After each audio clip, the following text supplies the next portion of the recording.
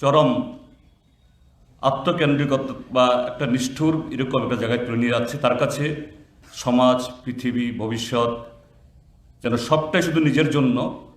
সেখানে যে সামগ্রিকভাবে যে মানব সভ্যতার তার বিকাশ বা আজকের এই যে শ্রেণী বিভক্ত সমাজে কীভাবে মানুষকে এগিয়ে নিয়ে যাওয়া, এটা থেকে সম্পূর্ণ দূরে। কারণ সেই জায়গায় দাঁড়িয়ে আমরা কিভাবে এই অবস্থার মধ্য দিয়ে এই অন্ধকারের পথে আমরা অনুসরণ করে আমরা চলব, কিভাবে এই পরিস্থিতি মোকাবেলা করে আমরা এগিয়ে যাব। এই জন্যই যে ত্রিপুরাজ্যের যে পরিবেশে জল বায়ু হাওয়ায় এখানে কিভাবে কমিউনিস্ট পার্টি গড়ে তুলেছিল। আজকে আমরা একটা কঠিন সময়ের মধ্যে আমরা আছি।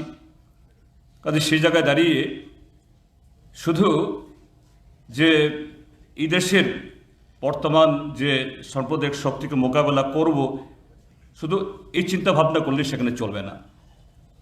এখানে পার্টি করার ক্ষেত্রেতে একদম শুরু থেকে কমরেড দীপেন চক্রবর্তী, দশরথ দেব, বীরেন দত্ত, বৈদ্যনাথ মজুমদাররা কীভাবে সময়ের সাথে উপযোগী করে পার্টিকে গড়ে তুলেছেন তা এখনও প্রাসঙ্গিক। এটাকে যদি অনুসরণ করতে না পারি তখন আমরা আবার পথ হারিয়ে ফেলব, বা কখনো কখনো মনে হবে বোধহয় এই অবস্থার মধ্যে আমাদের টিকে থাকা, এগিয়ে যাওয়া বোধহয় কঠিন।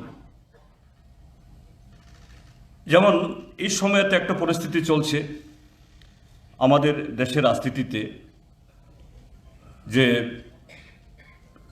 একটা সাম্প্রদায়িক শক্তি যেন সমস্ত ক্ষেত্রেতে যেন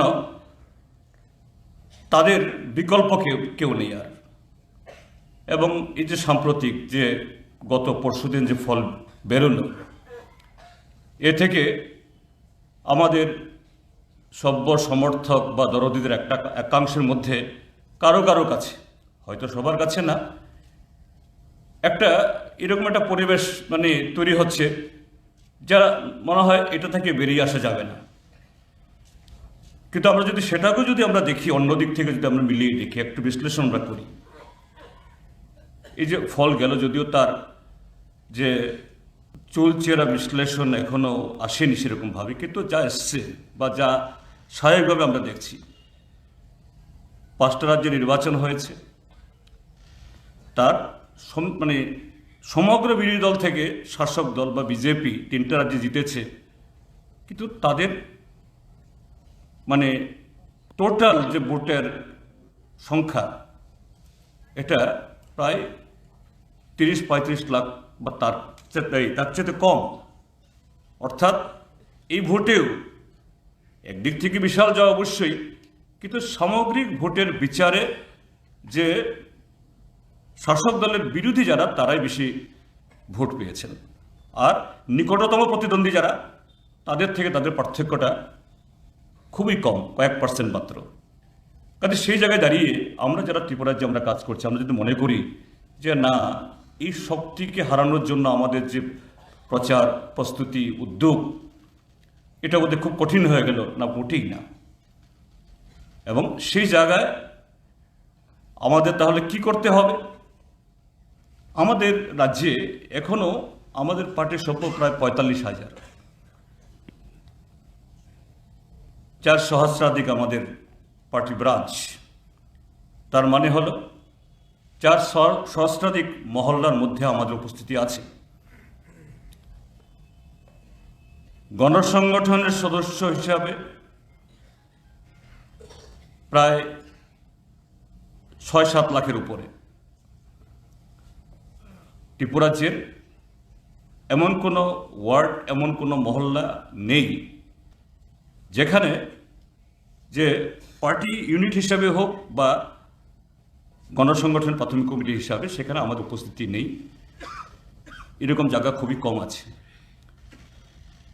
কিন্তু আসল কথাটা হলো যে শুধু এই পার্টি ইউনিটের উপস্থিতি বা পার্টি এই গণসংগঠন বা শ্রেণী সংগঠনের প্রাথমিক কমিটি, শুধু সেই সংখ্যার মধ্য দিয়ে যদি আমরা বিচার করি, এটাকে যদি সেরকমভাবে সক্রিয় না করতে পারি, তাহলে এই শক্তি বা এই সংখ্যা আরও বেশি হলেও সেখানে যে আজকে আমাদের উপরে আক্রমণ তার ধরন আরও কঠিন হলেও বা কম হলেও এটা মোকাবেলা কখনো সহজতর সেখানে হবে না। কাজে সেই জায়গায় দাঁড়িয়ে কমরেড বৈদ্যনাথ মজুমদাররা যে জননেতা হয়ে উঠেছেন, শুধু তিনি উপমুখ্যমন্ত্রী ছিলেন, পার্টির সম্পাদকের দায়িত্ব পালন করেছেন 10 বছরের উপর, সে কারণে নয়। এই জায়গায় আসার আগে কিভাবে ত্রিপুরা রাজ্যের পাহাড়ে, কন্দরে, মাঠে, ময়দানে, চায়ের বাগানে সেখানে জনগণের সাথে সেই যে সম্পর্ক গড়ে তুলতে পেরেছিলেন এবং সেই সম্পর্ক গড়ে তোলার জন্য কিভাবে নিজেকে বিলিয়ে দিয়েছেন, আমরা তার সম্পূর্ণত্ব পারবো না। তার অর্ধেকও যদি আমরা করতে পারি, এই 45,000 পার্টি মেম্বার বা কয়েক লক্ষ আমাদের আজকের এই গণসংহত সদস্য, তাহলে আজকে যতই কঠিন মনে হোক, জটিল মনে হোক, এটা মোটেই কঠিন নয়। বরঞ্চ যে আজকের শত্রুরা আমাদের দেশের শাসক দল, তারা যে ধরনের ধ্যান ধারণা, যে ধরনের মতাদর্শ নিয়ে জনগণের সামনে উপস্থিত হচ্ছে,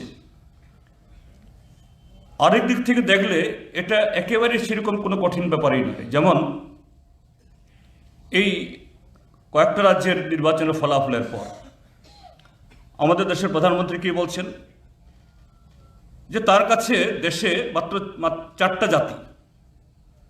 এটা বিরোধীদের আজ কিছু এই স্লোগান ইত্যাদি কটাক্ষ করছেন। এই 4টা জাতি কি? মহিলা, যুবা, ফার্মার্স এবং পুয়ার। অর্থাৎ এই 4 জাতির সেবায় তিনি নিবেদিত, এই 4 জাতির সেবায় তিনি বা তার সরকার কাজ করছেন। কিন্তু আমরা যদি দেখি যে এই যে মহিলা বা আজকে যুবা, সারা পৃথিবীতে যদি সবচেয়ে বেশি সংকটে যদি কোনো দেশের মহিলারা আছেন, তারা এই দেশের কর্মক্ষেত্রে, পরিবারে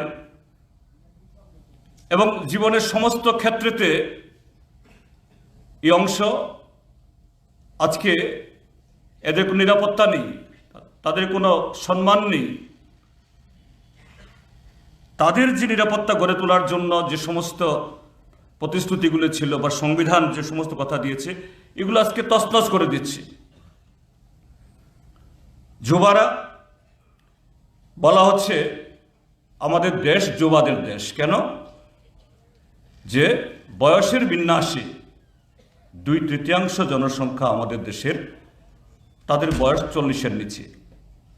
পৃথিবীর বহু উন্নত দেশ, তথাকথিত যারা এই কি বলে অ্যাডভান্স কান্ট্রি, তারা ঈর্ষা করে যে এত কম বয়সী তরতাজা যুবক, এরা পৃথিবীর যে কোনো দেশেরই সম্পদ। আজকে তথাগত পৃথিবীর উন্নত দেশ তারা চিন্তিত যে তাদের দেশের জনসংখ্যার বেশিরভাগ, তাদের বয়সের বিন্যাস, অর্থাৎ মেজরিটির বয়স প্রায় 40+, 50+ হয়ে যাচ্ছে। আগামী দিন আরও কঠিন সময় আসছে, তারা